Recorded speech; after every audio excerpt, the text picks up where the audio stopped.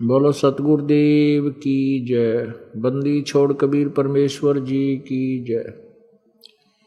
बंदी छोड़ गरीबदास जी महाराज जी की जय। स्वामी रामदेवानंद जी गुरु महाराज जी की जय।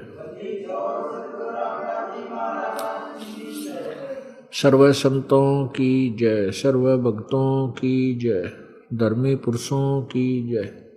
श्री काशी धाम की जय, श्री छुडानी धाम की जय, श्री करोथा धाम की जय, श्री बरवाला धाम की जय। सत साहिब गरीब नमो नमो सतपुरुष को नमस्कार गुरु की नहीं। सुर नर मुनि जन साधुआं संतों सर्वस्ती नहीं। सतगुरु साहिब संत सब डंडो तुम प्रणाम। आगे पीछे मध्य हुए तिनको जा कुर्बान। नराकार निर्विषम काल जाल भय भंजनम निर्लेपम निज निर्गुणम अकलनु बेसुंदुनम। सोहम सुरति समापितम सकल समाना निर्तलय उज्ज्वल हिरंबर हरदमम बेपरवा अथा है वार पार नहीं मध्यतम।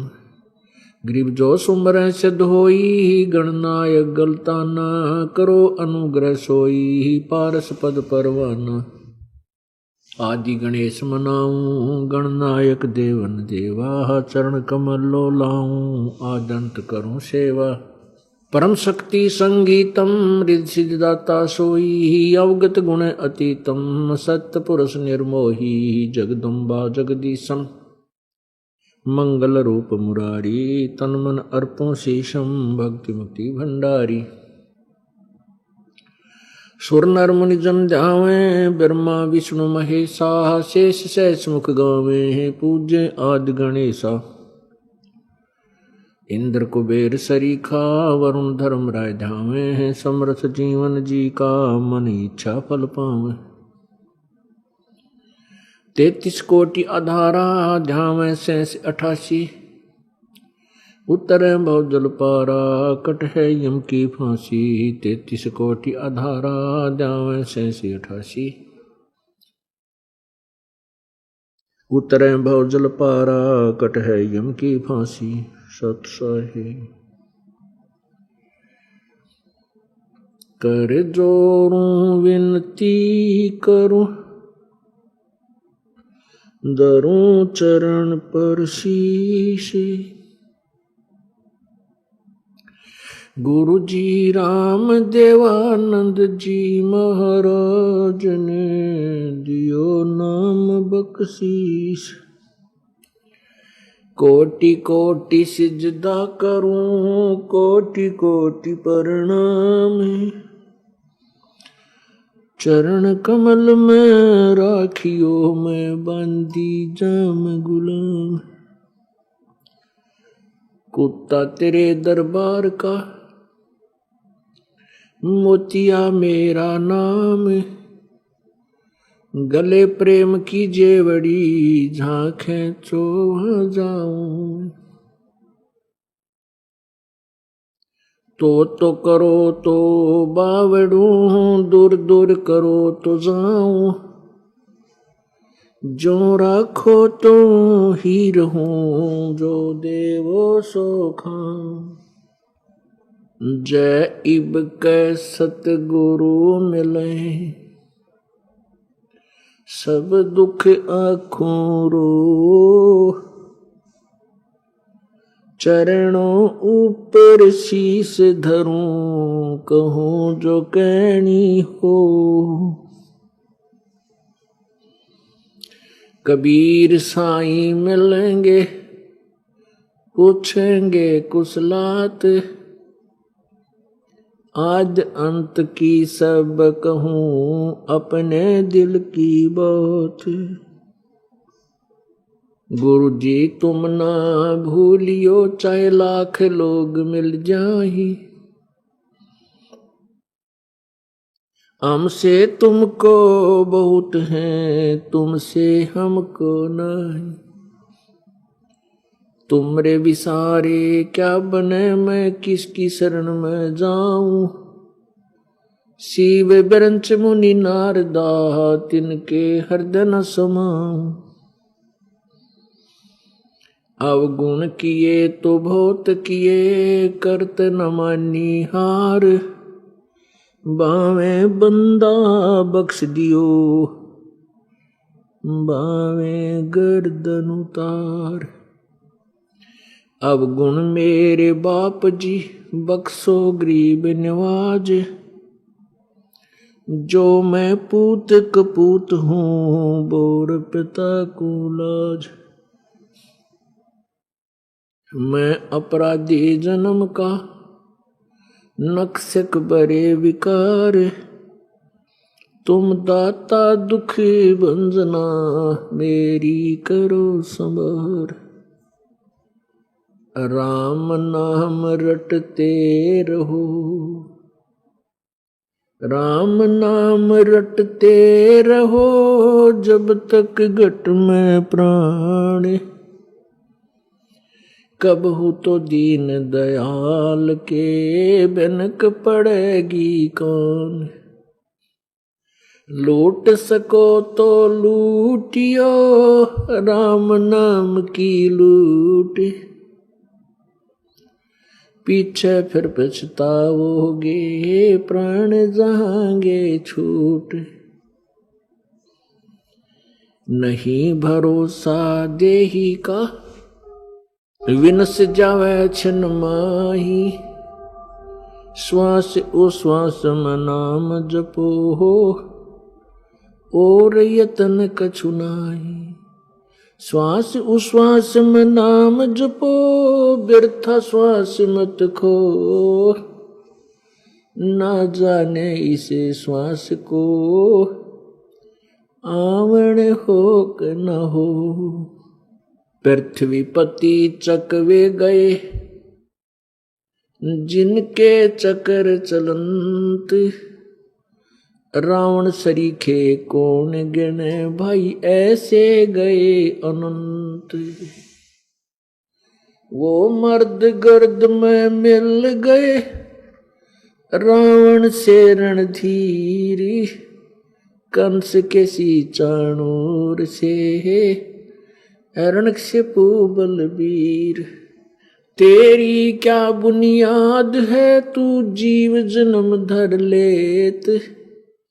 गरीब दास हरि नाम बिना, खाली रह जा खेत। परम पिता परमात्मा, सारी सृष्टि के रचनहार कुल मालिक कबीर परमेश्वर जी, कबीर देव अपनी प्यारी आत्माओं को अपने निज घर का ज्ञान कराने के लिए स्वयं ही सचखंड से, सतलोक से चलकर आते। क्योंकि परमात्मा सतलोक में उस तीसरे मुक्ति धाम में रहते हैं।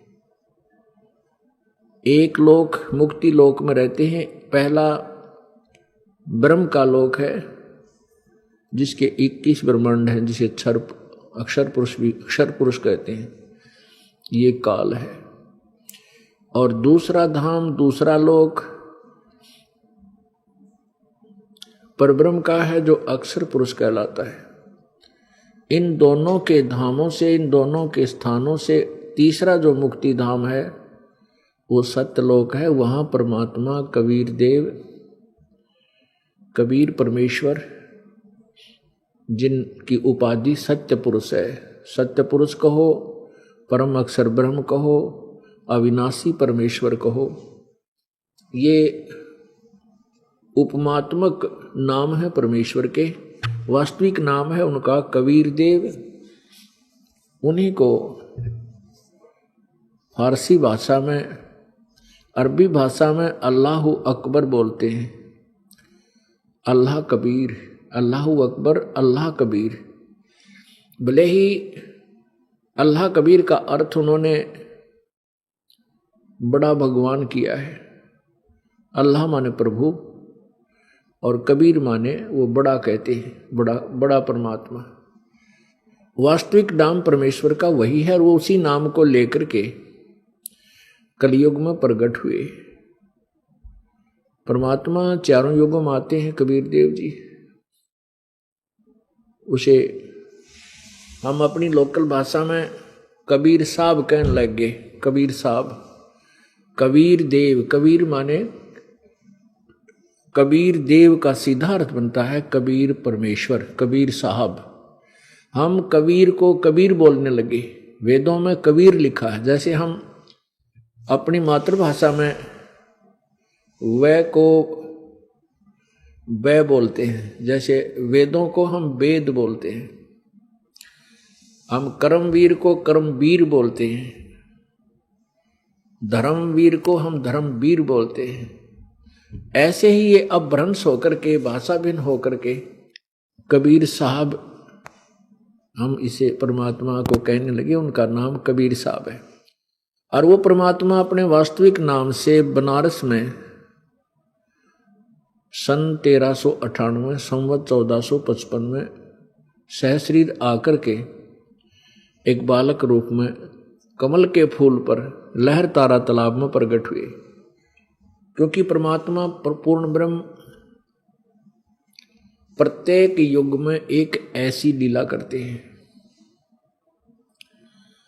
और वे एक साधारण मनुष्य जैसा जीवन जीकर मनुष्य की तरह काम करके अपना गुजारा करके दिखाते हैं, लीला करते हैं। और अपने जो जो वो बड़े होते हैं एक मनुष्य जीवन की लीला करते हुए, तो छोटी आयु से ही वो अपने इस अमृत ज्ञान का प्रचार प्रारंभ कर देते हैं और अपने अमृत ज्ञान के आधार पर बड़े बड़े विद्वानों को परास्त कर देते हैं, पराजित कर देते हैं।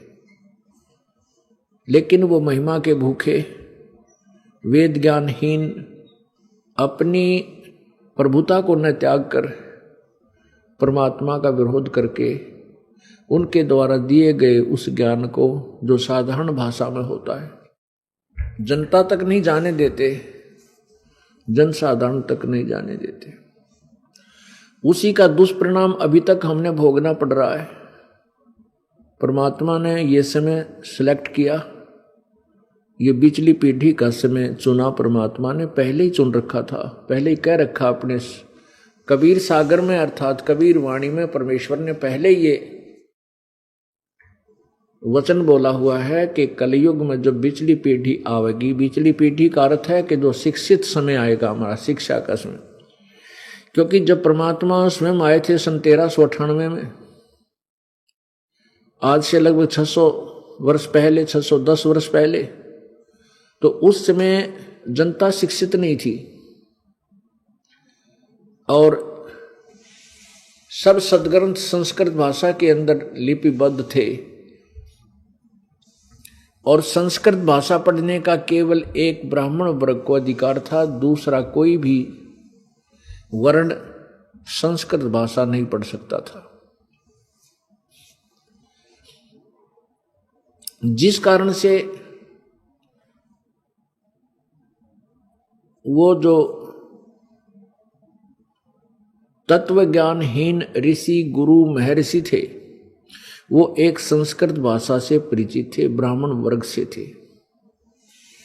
और परमात्मा एक जुलाहा वर्ण में लीला करते हुए, एक जुलाहा वर्ण में वो प्रकट हुए, अर्थात नीरू नीमा जो थे वो जुलाहे थे। वो परमात्मा बालक रूप में परमात्मा को उठाकर ले गए थे और उनका अपने पुत्रवत पालन पोषण किया था। जिस कारण से परमात्मा भी वो जुलाहे का कार्य करते थे और कबीर धानक नाम से प्रसिद्ध हुए, जुलाहा नाम से प्रसिद्ध हुए। और उन नकली ऋषियों को, संतों को, गुरुओं को, मंडलेश्वरों को ये कहने का दाव लगा रहा, सुअवसर प्राप्त था कि कबीर एक जुलाहा है, ये संस्कृत भाषा से अपरिचित है, जिस कारण से इसकी बातों पर विश्वास मत करना, ये सदग्रंथों को नहीं जानता और वेदों और पुराणों के विपरीत ज्ञान दे रहा है, ये झूठा है। अब जनता इस बात से प्रभावित होती थी कि सचमुच कबीर एक अशिक्षित है और हमारे गुरुदेव जो हैं ये संस्कृत भाषा जानते हैं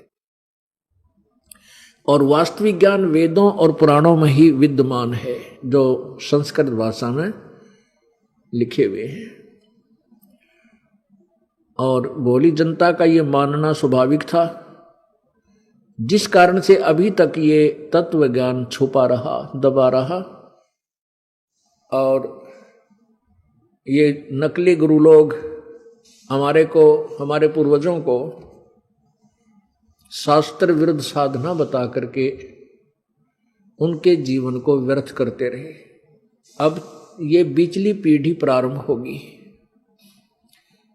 परमात्मा ने अपनी प्यारी आत्मा धर्मदास जी को बताई थी, क्योंकि परमात्मा अपनी प्यारी आत्माओं को, जो भक्ति के धनी होते हैं, जो दृढ़ भक्त होते हैं, जो अच्छी आत्माएं होती हैं, उनको आकर मिलते हैं, उनको अपना तत्व ज्ञान समझाते हैं और फिर अपने सचखंड में ले जा करके उसको अपनी सतिथि से परिचित करा के वापस छोड़ते हैं।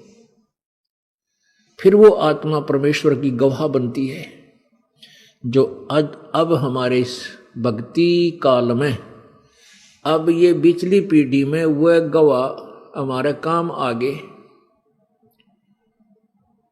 के कबीर भगवान है, कबीर परमात्मा है। ये तो उन आंखों देखे गवाहों ने गवाही दे दी कि Kabir is God, complete God, पूर्ण परमात्मा कबीर है, कबीर जी हैं।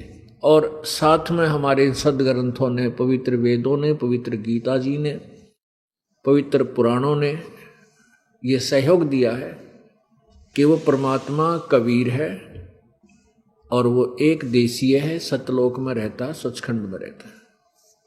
तो अब पिछली पीढ़ी में परमात्मा ने इस तत्व ज्ञान को जनसाधारण तक पहुंचाना है और उसके लिए हमारा शिक्षित होना जरूरी था, आवश्यक था। और एक कृपा और की परमात्मा ने कि उन्हीं संस्कृत के जानने वालों से वो सदग्रंथ हिंदी में अनुवाद करवा दिए। हिंदी में अनुवादित ग्रंथों को पढ़ते भी सैकड़ों वर्ष हो गए और अभी तक उन दंत कथाओं पर आधारित पवित्र हिंदू धर्म के श्रद्धालु अपने सदग्रंथों के गूढ़ रहस्यों से अपरिचित हैं।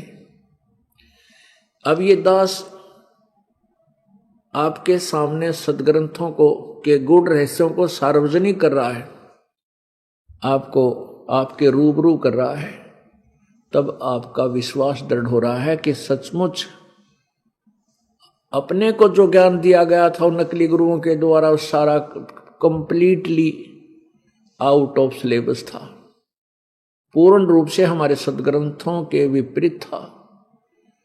पुण्यात्माओं, जो हमारे पवित्र हिंदू धर्म के जो गुरुदेव थे, आध्यात्मिक टीचर, आध्यात्मिक गुरु, वो तत्व ज्ञानहीन थे और अपने सदग्रंथों से अपरिचित थे। जो टीचर सिलेबस से अपरिचित है और सिलेबस के विपरीत जो कथाएं सुना रहा है विद्यार्थियों को, वो विद्यार्थियों का शत्रु है, उनके जीवन से खिलवाड़ कर रहा है, उनका जीवन बर्बाद कर रहा है। ऐसा ही ये कर्म पवित्र हिंदू धर्म के वे पूर्व वाले आचार्य लोग करके वो वेदों और गीता के और पुराणों के भी विपरीत ज्ञान हमें प्रदान कर गए और कर रहे हैं। अब जो टीचर आउट ऑफ सिलेबस, पाठ्यक्रम से बाहर पढ़ाता है, वो टीचर ठीक नहीं, वो सब बच्चों के जीवन को बर्बाद कर रहा है। यही क्रियाएं अब वर्तमान में धार्मिक गुरुओं की है। एक ये दास है जो सदग्रंथों के उन रहस्यों को आप तक पहुंचाना चाहता है और वो विरोधी लोग जिनकी रोजी रोटी अब बंद होने को आ रही है और जनता उनको अब धिक्कारेगी कि तुम क्या पढ़ाया करते थे, क्या सुनाया करते थे, क्या हमारे सदग्रंथ क्या बता रहे हैं, तुम काहे के गुरु थे, काहे के तुम आचार्य हो। अब उनको ये भय हो गया है कि कहीं जनता सच्चाई से परिचित हो जाए और तुम्हारे जूते लगे, तुम्हें रोटी मिले नहीं। उनको जनता के उद्धार से कोई लेना देना नहीं, ऐसे स्वार्थी लोगों को। यदि उनको जनता के उद्धार से लेना देना है और सच्चे हितैषी है तो उन्होंने सरेंडर कर देना पड़ेगा कि हमारा ज्ञान गलत था, हमारी सारी साधनाएं शास्त्र विरुद्ध थी। और इसमें कोई मान बढ़ाई की बात नहीं होती पुण्यात्माओं, इसमें अभिमान का स्थान नहीं है। ये दास अभिमान करे कि मैंने बड़ा अच्छा ज्ञान दे दिया, नहीं, ये ज्ञान तो परमात्मा का दिया हुआ है, सदग्रंथों में लिखा हुआ है। दास तो उसको पढ़कर सुना रहा है और या उसको याद करके एज ए टेप रिकॉर्डर आप तक सुना रहा हूं। इसमें अभिमान क्या हो गया बता। अगर मेरी अपनी खोज होती तो मैं चौड़ा भी होता, फूलता, अंडी पाकता। अब हम परमात्मा के दिए हुए ज्ञान को ठीक ना समझ सके, इतनी सी भूल बनी, उसको अब ठीक कर लेंगे और वो ठीक करें पार पड़ेगी। गलती को कितने दिन घसीटेंगे। अब शिक्षित समय आ गया, वर्ग हो गया है, शिक्षित समाज है। अब ये अच्छी तरह इस सच्चाई को स्वीकार कर सकता है। परमात्मा आकर के हमें बताया करते थे कि जो साधनाएं आप जी कर रहे हो वो बिल्कुल गलत हैं, वो ठीक नहीं है। परमात्मा क्या बताते थे, तीर्थ कर कर जगमुआ उड़े पानी नाए, राम नाम जप्या नहीं फिर काल घसीटे जाए। कहते हैं शास्त्र विरुद्ध साधना करके तीर्थों पर जाकर के वहां स्नान जल में नहा लिए, इससे क्या लाभ हुआ। राम नाम रटा नहीं, यानी सच्चा नाम जो होता सतनाम, वो सतनाम रटा नहीं फिर काल घसीटे जावे। जो साधनाएं आप जी कर रहे हो उससे आप कर्म के मार से, कर्म दंड से नहीं बच सकते। कबीर कल का स्वामी लोभिया मनसा धर बंधाए। कलयुग के स्वामी ये गुरुजन नरे लोभी और देवें पैसा ब्याज को फिर लेखा करत दिन जाए। कल का स्वामी लोभिया पीतल धरे खटाए, देवे पैसा ब्याज को फिर लेखा करत दिन जाए। कल का स्वामी लोभिया मनसा धरे बंधाए, देवे पैसा ब्याज को और लेखा करत दिन जाए। कबीर कल का स्वामी लोभिया पीतल धरे खटाए, राज द्वारे यूं फिरे जो हरियाई गाए। अब परमात्मा के समझाना चाहते हैं कि ये लोभी लालची गुरु जो पैसे के मारे, पैसे के लोभ में राजा लोगों पर, बड़े बड़े सेठ साहूकारों के पास पैसे के लालच में धक्के खाते फिरते हैं। ऐसे फिरते हैं जैसे हरियाई गाय होती है। हरिया गाय बोल रहे हैं जो जिसका कोई धनी ना हो, सुन्नी हो और वो जिधर मर्जी भाग ले, वहां से खेती खाई, फिर दूसरे वहां से रोकना चाहते फिर इधर भाग ली, फिर वहां जा खेती खराब की। तो कहते हैं ऐसे वो हरियाई गाय की तरह ये कलयुग के स्वामी संत ऐसे भटक रहे हैं। हर सुमरन साची कथा कोई सुने न काने, कलयुग पूजा दंभ की और पाखंडी का माने।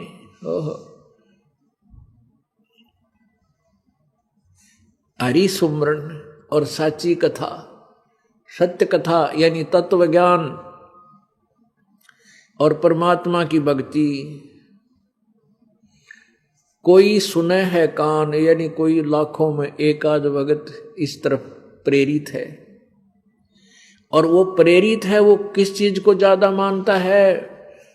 कलयुग पूजा दंभ की और पाखंडी को माने। कलयुग में यानी जो लोग दिखावा पाखंड करता है उनकी ज्यादा पूजा होती है, उन संतों को ज्यादा महत्व दिया जाता है। ये कारण क्या है कि हम ज्ञान से अपरिचित हैं, इसलिए इन दंभ पाखंड करने वाले संतों का, गलत ज्ञान देने वाले ऋषि में ऋषि नकलियों का दाव लगा हुआ है। इस दास का उद्देश्य है कि इन सदग्रंथों को हम भी समझ सकते हैं। अब ये सदग्रंथ हिंदी में अनुवादित है और कबीर परमेश्वर जी ने पहले ही, आज से 600 वर्ष पहले, यही सदग्रंथों का गूढ़ रहस्य अपनी कबीर वाणी में, सच्चिदानंद घन की वाणी में, वो सच्चिदानंद घन परमात्मा कबीर जी हैं, उन्होंने अपनी कबीर वाणी में वो तत्व ज्ञान जो सदग्रंथों के अंदर है, जो संस्कृत में था, वो 600 वर्ष पहले हिंदी में लिख रखा है। सिंपल भाषा में हिंदी में लिपिबद्ध करवा रखा है, कबीर सागर में, कबीर वाणियों में, कबीर साखियों में, कबीर दोहावलियों में, कबीर बीजक में। अब तक उस कबीर साहब के उस हिंदी लिपिबद्ध तत्व ज्ञान को हम नहीं मानते थे। क्यों नहीं मानते थे? केवल उनके दोहे दाहे अच्छे लगते थे, इसलिए कुछ दोहे लेकर के हम उसको गाते थे, तो आत्मा को खींचते थे। वो परमात्मा की वाणी है। हम इसलिए नहीं मानते थे कि हम ये समझते थे कि सदग्रंथों का ज्ञान तो संस्कृत भाषा में लिखा हुआ है, वो कबीर जी नहीं जानते थे। हमारी भी यही टेंडेंसी थी। अब हमारी आंखें बन गई, आंखें हमारी ऑपरेशन हो गया मोतियाबिंद का, अर्थात अज्ञान हट गया।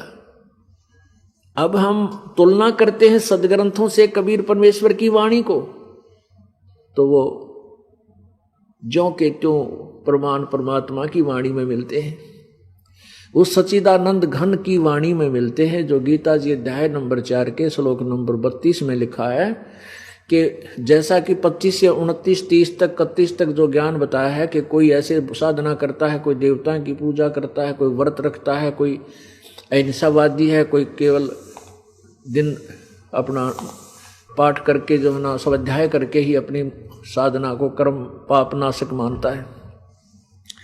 ये इस प्रकार के बहुत प्रकार के ज्ञान चौथे अध्याय के 32वें श्लोक के, इस प्रकार के बहुत प्रकार की साधनाएं यज्ञ परमेश्वर सच्चिदानंद घन की वाणी में विस्तार से कहे गए हैं। उस ज्ञान को चौथे अध्याय के 34वें श्लोक में गीता जी में कहा है कि उस तत्व ज्ञान को किसी तत्वदर्शी संत के पास जाकर समझ, उनको दंडवत प्रणाम करने से वो तत्वदर्शी संत आपको उस परमात्म तत्व का, यानी पूर्ण परमात्मा का ज्ञान यथार्थ रूप में देंगे। तो वो परमात्मा ने पहले लिखा हुआ था और हम उसे ना समझ करके कबीर जी की वाणी को इतना महत्व नहीं देते थे। अब हमारे सब सदग्रंथों में वही प्रमाण है। अब तुलना कर लेंगे हम, क्योंकि हमारा मोतियाबिंद का ऑपरेशन हो गया। तो क्या बता रहे परमात्मा? तारा मंडल बैठ कर ये चांद बड़ाई खाए, उदय हुआ जब सूरज का स्यों तारों छिप जावे। पुण्यात्माओं, अभी तक जो लोकवेद हम सुना करते थे, लोकवेद होता सुना सुना ज्ञान, जो अक्षेत्रीय ज्ञान है, किसी व्यक्ति विशेष का कहा हुआ बताया हुआ, और जो सदग्रंथों से हटकर है। उस लोकवेद के आधार पर हम श्री ब्रह्मा जी रजगुण, श्री विष्णु जी सतगुण, श्री शिव जी तमगुण को सर्वेश्वर महेश्वर मर्त्युंजय कालज्य सभी ब्रह्मांडों के रचनहार अजर अमर अविनाशी सुना करते थे और ऐसा ही मानते थे। वो लोकवेद था। ये अविनाशी नहीं है, ये सर्वेश्वर नहीं है, ये मर्त्युंजय नहीं है। पुण्यात्माओं, ये लोकवेद था। अब परमात्मा का जो ज्ञान आपके समक्ष होगा, अब यहां आपको सदग्रंथों से रूबरू कराना आवश्यक हो गया, क्योंकि ये तत्व ज्ञान इतना उलझा रखा है। अब इसको सुलझाने में भी बहुत कुछ प्रमाणों की आवश्यकता पड़ती है। बगैर प्रमाण के ये तत्व ज्ञान आप 7 जन्म भी नहीं मानोगे, क्योंकि हमने लोकवेद गढ़ा पर रखा है और वो लोकवेद शास्त्रों के विरुद्ध था। अब आपको दिखाना पड़ेगा कि ब्रह्मा विष्णु नाशवान है, अविनाशी नहीं है। अब कारण क्या है कि हम दूध के जले हुए लस्सी को भी फूंक फूंक कर पीते हैं, और दास यही चाहता है कि इस प्रकार हम बिल्कुल अच्छी तरह समझ कर इस मार्ग को ग्रहण करेंगे तो हम सदा के लिए पूर्ण रूप से तैयार हो जाएंगे, कोई हमें डगमग नहीं कर सकेगा। अब देखिएगा, ये पवित्र देवी पुराण ये कहां से प्रकाशित है? गीता प्रेस गोरखपुर से। श्रीमद देवी भागवत संक्षिप्त, सचित्र मोटा टाइप, केवल हिंदी। संपादक हनुमान प्रसाद पोदार, चिमन लाल गोस्वामी। और ये इसके मुद्रक व प्रकाशक कौन है? प्रकाशक व मुद्रक है गीता प्रेस गोरखपुर, गोविंद भवन कार्यालय, कोलकाता का संस्थान। इसके तीसरे सकंद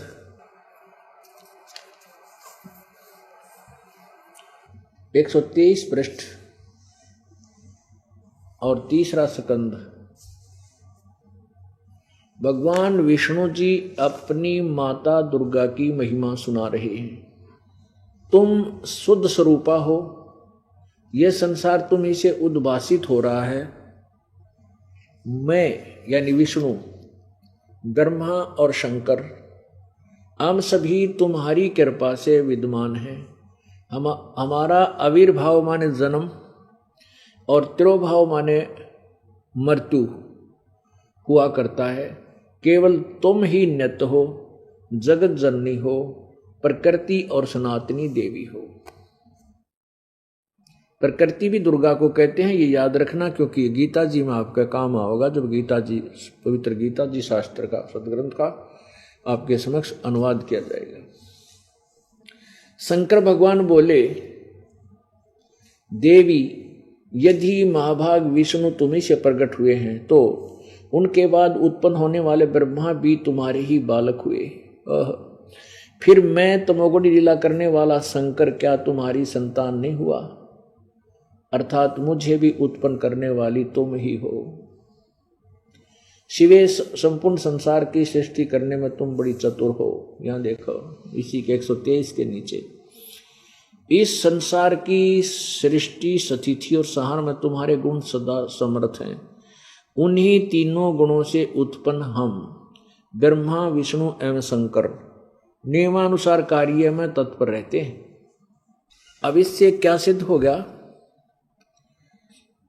कि ये दुर्गा जो है, इसको प्रकृति भी कहते हैं, और ये ब्रह्मा विष्णु महेश की माता है।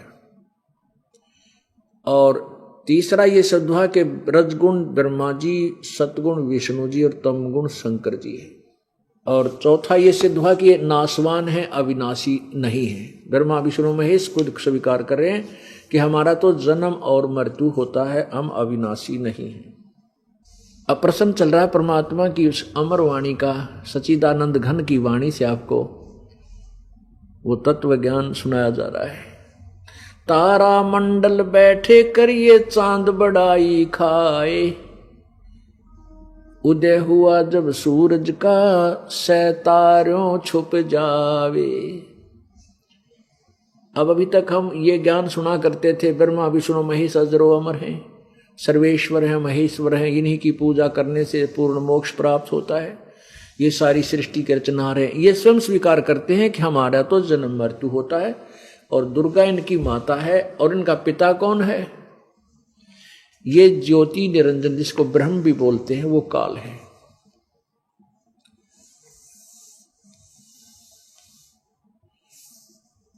अब पुण्यात्माओं, इस काल ने जो ज्योति निरंजन है, जिसको अक्षर पुरुष भी, क्षर पुरुष, क्षर पुरुष, क्षर पुरुष भी कहते हैं, इसको काल भगवान भी कहते हैं, काल प्रभु भी कहते हैं, काल ब्रह्म भी कहते हैं। ये ज्योति, संतों ने इसका नाम ज्योति निरंजन रखा है। ये इसने कसम खाई है, इसने प्रतिज्ञा की है कि मैं अपने काल रूप में, जो मेरा वास्तविक रूप है, कभी किसी को दर्शन नहीं दूंगा। ये इसका अटल घटिया सिद्धांत है। पुण्यात्माओं, गीता जी अध्याय नंबर 7 के श्लोक नंबर 24 और 25 में ये स्वयं कहता है कि ये जो जन समुदाय है, मुझ अव्यक्त को, अव्यक्त का अर्थ होता है कि कोई वस्तु ऐसे स्थान पर है जो हमें दिखाई नहीं देती, वो अव्यक्त होता है। जो छुपा हुआ है और हम उसको नहीं देख पाते, हमारी रीच नहीं है, तो वो अव्यक्त है। जैसे बादल छा जाते हैं और सूर्य बादलों के पार होता है, हम उसे देख नहीं पा रहे, तो उस समय सूर्य जो है अव्यक्त है, लेकिन उसका अस्तित्व नाश नहीं है। ये कहे कि सूर्य है ही नहीं, नहीं, अव्यक्त का अर्थ होता है जो कहीं छुपा हुआ है, परोक्ष है, हमें दिखाई नहीं देता। तो ये खुद कहता है कि मैं, ये जन समुदाय अर्थात ये सामने खड़े जितने भी योद्धाजन, क्योंकि ये गीता जी का ज्ञान उस समय दिया गया था जिसमें दोनों सेना आमने सामने खड़ी थी और अर्जुन का रथ श्री कृष्ण जी ने दोनों सेनाओं के बीच में खड़ा कर दिया था। उसी समय काल आकर के ये ज्योति निरंजन, ये ब्रह्म और श्री कृष्ण के शरीर में प्रेतवत प्रवेश कर गया। और जब तक ये महाभारत का पूरा युद्ध, ये विनाश नहीं हो लिया, तब तक श्री कृष्ण के शरीर से वो काल नहीं निकला। तो वो कहता है कि ये मंदबुद्धि के लोग, अबुद्धि, ये मूर्ख लोग सामने खड़े, ये मुझ अव्यक्त को और व्यक्ति रूप में प्रकट हुआ मानते हैं।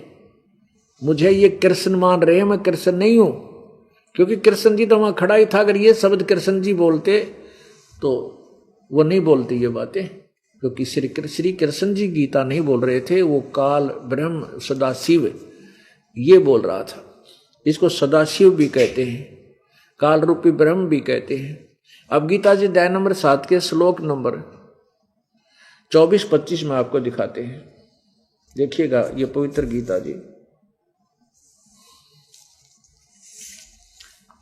इसके अनुवादक हैं जयदयाल गोविंद का।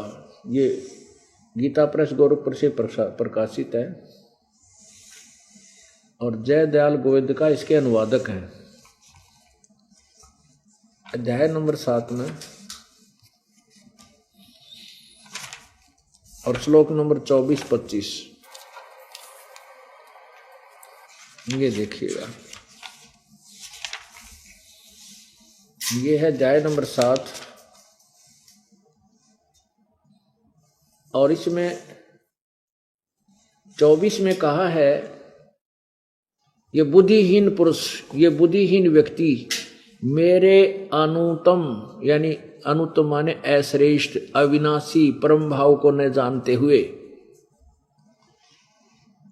अव्यक्तम मन इंद्रियों से परे, यानी अव्यक्तम माने मुझ अव्यक्त को, जो मैं कभी व्यक्ति रूप में नहीं आता, व्यक्ति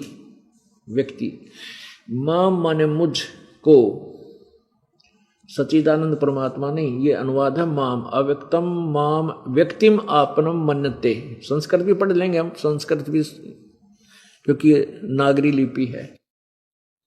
मन ये है अव्यक्तम, मेरे जो है अनुतम, अश्रेष्ठ, अटल, अविनाशी माने अटल, अव्यय माने अटल परम भाव को न जानते हुए, जो कभी न समाप्त होने वाला भाव है, जानते हुए अव्यक्तम माम, मुझ, माम माने मुझ, अव्यक्तम माने अव्यक्त को, जो मैं छुपा हुआ रहता हूं, वो व्यक्ति भाव को प्राप्त हुआ मानते, मुझे ये व्यक्ति रूप मान रहे हैं कृष्ण। अब देखो 25 में कमाल किया है, मैं अपनी योग माया से छुपा हुआ, ये देखो, अपनी योग माया से छुपा हुआ मैं सबके प्रत्यक्ष नहीं होता। यह अज्ञानी जन समुदाय दोनों में मूर्ख लिखा है कि जो मुझे कृष्ण मान रहे हैं, मुझ जन्म रहित अविनाशी अविनाशी परमेश्वर को, अविनाशी को परमेश्वर लिखा है, उसे अविनाशी को नहीं जानता, अर्थात मुझको जन्म मरने वाला समझता है। अभी जानती का अर्थ है मुझे नहीं जानता। अब यहां यह सिद्ध हो गया कि ये काल बोल रहा था गीता जी को, और वो कह रहा है कि ये मूर्ख लोग मुझ अव्यक्त को, क्योंकि मैं अपनी योग माया से छुपा रहता हूं, सबके सामने नहीं, प्रकाश में नहीं आता कभी भी, ये मेरा अटल नियम है, तो ये मुझे कृष्ण मान रहे हैं। I am not Krishna. इसका कहने का भाव ये है कि मैं कृष्ण की तरह ऐसे नहीं आता कभी भी, मैं अपने गुप्त, अपने वास्तविक रूप में कभी प्रकट नहीं होता। इसने एक प्रतिज्ञा की है कि मैं कभी किसी के सामने प्रकट नहीं होऊंगा और सब क्रियाएं मैं ही कराऊंगा। इस काल भगवान को साप लगा हुआ है 1 लाख मानव शरीरधारी प्राणियों के सूक्ष्म शरीर को तपत शिला पर भून कर 1 लाख व्यक्तियों का वो उसमें से वासना निकाल कर खाने का, उसमें से गंध निकाल कर खाने का। जीव मरता नहीं। इसको 1 लाख मानव शरीरधारियों के सूक्ष्म शरीर को खाने का श्राप लगा हुआ है, जिस कारण से ये अपने तीनों पुत्रों से ब्रह्मा जी को रजगुण उत्पन्न करता है, विष्णु जी को सतगुण युक्त करता है और शिव जी को तमगुण युक्त कर देता है। इन तीनों के अंदर ऐसा गुण हो जाता है कि इनके बस की बात नहीं है, और वो गुण प्रत्येक प्राणी को प्रभावित करता है। अब जैसे मिर्च में गुण भर दिया कि वो जीभ को जलावेगी, अब उसका गुण है जीभ, वो तो होगा ही होगा उसके गुण से, जो उसको टच में आएगा उसके। तो 3 लोकों में, इस पृथ्वी लोक पर, स्वर्गलोक में और नीचे पाताल लोक, इन तीनों भगवानों के गुणों के टच में है ये सभी प्राणी।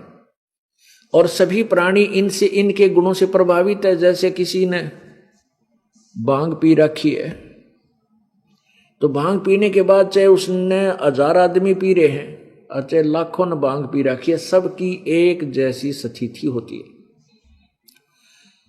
उनके चलने में की स्थिति, बोलने के, वो सबकी एकदम बदल जाती है। उस समय वो विवश होते हैं, उनके बस की बात नहीं होती। ठीक इसी प्रकार अब जैसे ये ब्रह्मा विष्णु महेश जी रहते हैं अपने लोकों में, अपनी राजधानियों में, और वहां से इन तीनों की रेंज, तीनों के गुणों की जो का प्रभाव इन तीनों लोकों में अपना अपना प्रभाव सबके ऊपर प्रभावित रखते हैं। अब जैसे रसोई में छौंक लगा दिया मिर्चों का, और वो मिर्च जो मूल वस्तु है, साकार वस्तु रसोई में, भोजनालय में है, और उससे निकला हुआ उसका गुण, वो प्रभाव अन्य कक्षों में बैठे हुए व्यक्तियों को भी प्रभावित करता है, और वो उनसे छींकें आती हैं तो उनके बस की बात नहीं, उन छींकों को ना रोक लें।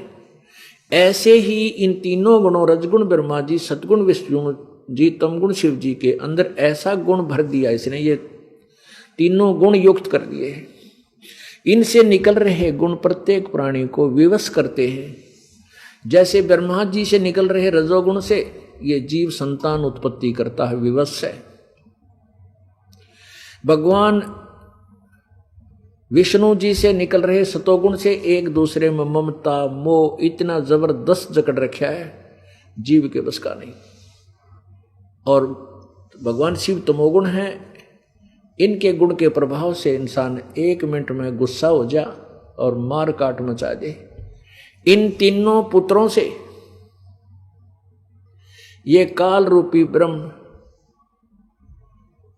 अपना उल्लू सीधा कर रहा है। और ब्रह्मा विष्णु महेश से भी गुप्त रहता है, इनको भी सच्चाई से परिचित नहीं होने देता, इनको भयभीत रखता है सोचल छिद्र करके।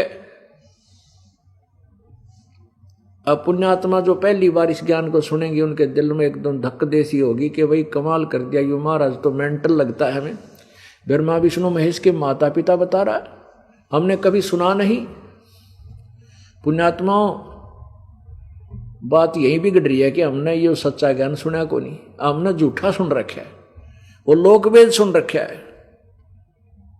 अब उस लोकवेद को हम इतना सत्य मान चुके हैं क्योंकि 1 बार 2 बार 10 बार 1000 बार लाख बार हमने सुन रखा है वो लोकवेद झूठा ज्ञान। तो कहते हैं कि एक झूठ को 100 बार बोल दे, किसी को प्रचार कर दे तो वह सच सच महसूस हो जाती है, लेकिन होती फिर भी झूठी है। अब आपको थोड़ी सी झलक दिखाएंगे कि ब्रह्मा विष्णु महेश जी के पिता कौन है। ये काल है, ये गुप्त रहता है, ये इनको भ्रमित रखता है, इनको भी सत्य से अपरिचित रखता है। कारण क्या है कि ये इसकी सोच है कि यदि ब्रह्मा विष्णु महेश जी को, जो 3 लोक के संचालक हैं और ये मेरे लिए भोजन तैयार करवाते हैं 1 लाख मानव शरीर प्रतिदिन खाने के और 1.25 लाख उत्पन्न करने का, इसको श्राप लगा हुआ। किसको? ब्रह्म को, ज्योति निरंजन को। तो इसको ये चिंता रहती है कि ब्रह्मा विष्णु महेश इस बात से परिचित हो गए तो वो इस कार्य को बंद ना कर दे और तेरे जो है ना ये या खेती नष्ट हो जाए, ये संसार ना चले, तुझे 1 लाख मानव शरीरधारी प्राणी खाने को ना मिले। अब ब्रह्मा विष्णु महेश के माता पिता कौन है ये क्लियर करते हैं। अब माता क्लियर कर दी दुर्गा, उसने देवी पुराण ने। अब शिव पुराण इसका निर्णय और अच्छा देगा। ये है पवित्र शिव पुराण, देखिएगा। सचित्र मोटा टाइप, केवल हिंदी, संपादक हनुमान प्रसाद पोदार। और इसके प्रकाशक एवं मुद्रक कौन है? प्रकाशक एवं मुद्रक गीता प्रेस गोरखपुर, गोविंद भवन कोलकाता का संस्थान। इसके 98 तो प्रारंभ करेंगे, 98 से। ये रुद्र संहिता अध्याय 6 आपको सुनाएंगे। ये संक्षिप्त शिव पुराण 98वां पृष्ठ। इसके नीचे से शुरू करते हैं। अपने पुत्र नारद की बात सुनकर लोक पितामह ब्रह्मा वहां इस प्रकार बोले। ये 5वां अध्याय रुद्र संहिता का समाप्त हुआ, ये 6ठा प्रारंभ होता है। ब्रह्मा जी ने कहा, ब्रह्मन देव शिरोमणे, तुम सदा समस्त जगत के उपकार में ही लगे रहते हो। नारद को कह रहा है, ब्रह्मा जी कह रहे हैं, नारद जी को बता रहे हैं, तुमने लोगों के हित की कामना से बहुत उत्तम बात पूछी है, जिसके सुनने से संपूर्ण लोगों के समस्त पापों का अक्षय हो जाता है। यह अनामय शिवतव का मैं तुमसे वर्णन करता हूं। शिवतव का स्वरूप बड़ा ही उत्कृष्ट है और अद्भुत है, जिसमें समस्त चराचर जगत नष्ट हो गया था, सर्वत्र केवल अंधकार ही अंधकार था।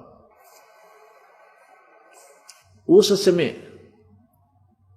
तत् सद ब्रह्म, इस श्रुति में जो सत सुना जाता है एकमात्र वही शेष था। अब 101 पृष्ठ पर देखिए ना, 100 पे।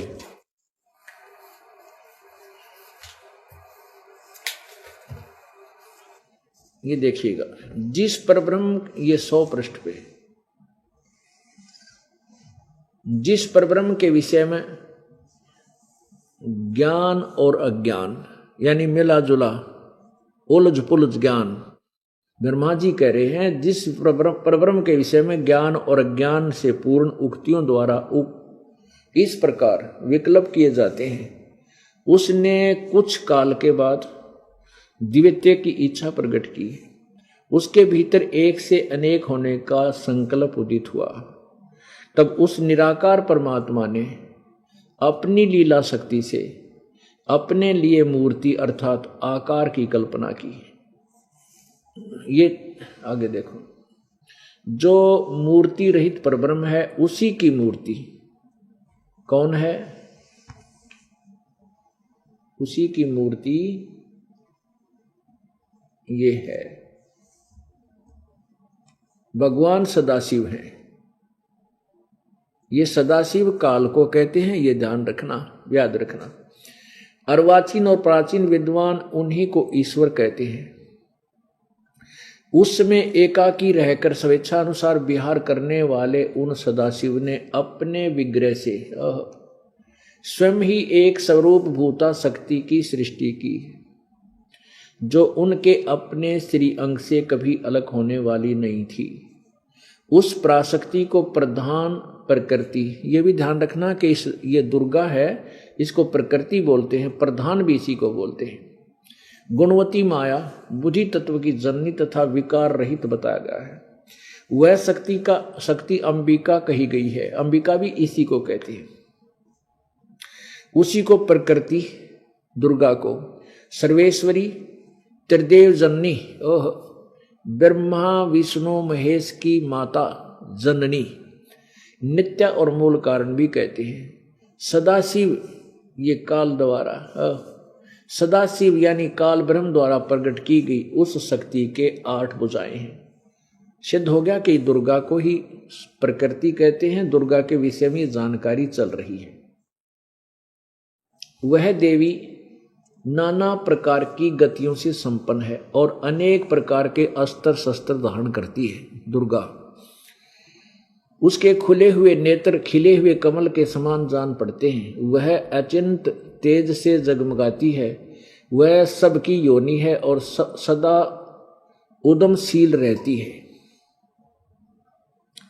अब देखो, वह सबकी योनि है, ये प्रकृति और ये शब्द आप गीता जी में ध्यान रखना। 14वें अध्याय के 3 और 4 श्लोक में 3 से 4, 5 में यही स्पष्ट होगा कि काल ब्रह्मा विष्णु महेश का पिता है और दुर्गा उसकी माता है। सदा उद्यमशील रहती है। एकाकिनी होने पर भी वह माया संयोगवशात अनेक हो जाती है। यानी इसने दुर्गा ने ही अपने 3 रूप बनाए थे, सावित्री, पार्वती और लक्ष्मी। ये यही सिद्ध हो रही है। वे जो सदाशिव हैं, ये काल सदाशिव काल को कहते हैं, उन्हें परम पुरुष ईश्वर शिव शंभु और महेश्वर कहते हैं। अब देखो 101 पृष्ठ पे अध्याय 6 चल रहा है। वे अपने सारे अंगों पर भस्म रमाए रहते हैं। उन काल रूपी ब्रह्म ने एक ही समय शक्ति के साथ, ये नाथ नहीं, सात शब्द है, शक्ति के साथ शिवलोक नामक अक्षेत्र का निर्माण किया था। उस उत्तम अक्षेत्र को काशी कहते हैं। वह परम निर्वाण का या मोक्ष स्थान है जो सबके ऊपर विराजमान है। वे प्रिया और प्रियतम, पति पत्नी, प्रिया व प्रियतम रूप शक्ति और शिव, शक्ति दुर्गा, शिव यु काल, यानी पति पत्नी रूप में रहते हैं, जो परमानंद स्वरूप है। उस मनोरम क्षेत्र में नित्य निवास करते हैं दोनों जने। अब काशीपुरी परमानंद रूपिणी है। मुने शिव और शिवा ने, यानी दुर्गा और सदाशिव अर्थात काल ने प्रलय काल में भी कभी उस क्षेत्र को अपने सानिध्य से मुक्त नहीं किया। इसलिए विद्वान उसे अविमुक्त क्षेत्र नाम से भी जानते हैं। देव ऋषि नारद को कह रहे ब्रह्मा जी, एक समय उस नंदन आनंद वन में रमण करते हुए शिवा और शिव के मन में, दुर्गा और काल के मन में यह इच्छा प्रकट हुई कि किसी दूसरे पुरुष की सृष्टि करनी चाहिए, जिस पर यह सृष्टि संचालन का महान भार रखकर हम दोनों केवल काशी में रहकर सब इच्छा अनुसार निर्वाण करें। यानी ने सोचा कि कोई बेटा पुत्र उत्पन्न करना चाहिए जिसको हम अपना भार संभाल सकें, काम संभलवा सकें। ऐसा निश्चय करके शक्ति सहित सर्वव्यापी परमेश्वर शिव ने अपने वाम भाग के 10वें अंग पर अमृत मल दिया। फिर तो वहां से एक पुरुष प्रकट हुआ जो तीनों लोकों में सबसे सुंदर था, वह शांत था, वही सतगुण की अधिकता थी, उसमें सतगुण की अधिकता थी, तथा वह गंभीरता का अथाह सागर था। यानी एक बेटा उत्पन्न हुआ, उसका नाम क्या रखा, ये देखो 102 पृष्ठ पे। शिव ने कहा, वत्स, व्यापक होने के कारण तुम्हारा विष्णु नाम विख्यात।